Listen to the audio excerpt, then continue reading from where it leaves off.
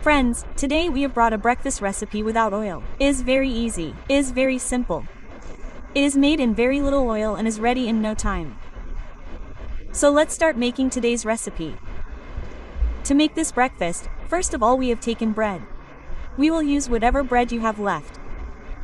Here we had leftover garlic bread, so we have used garlic bread. We have taken 5 garlic breads. We will mash them well with our hands. And see, here we have mashed it with our hands.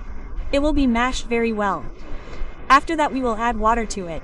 We will not add too much water. We will add only this much water so that the bread can get wet properly. We have to add only this much water. And after adding them, mix the water well. Mix the water very well. After that we will make the bread here in this way. The bread has been mixed well.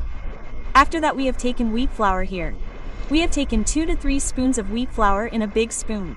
After that we will take ghee, or we can also use refined oil in it. We will take a little salt. Do not take too much salt here. And after that we have used chili flakes here. You can skip if you want, if you are making it for the child. So friends, watch the video till the end. This is a very good recipe. It will taste very tasty. And we will mix all these things well. And after mixing, we will add half a packet of Eno. We will not add the whole packet. We have added half a packet. If there is more flour, then add 1 packet. If there is less flour, then add half a packet only. Here we have made it with half a kilo of flour. That is why we have used only half a packet here. And by adding water, we will make a dough well till it comes in a dough form. We will make a soft dough. We will not make it too hard. We will not make it too soft either. We will put them on medium flame, and when the dough comes in form, we will cover it and leave it on the side to rest. Till then we will prepare the filling. For that we have chopped thick green chilies.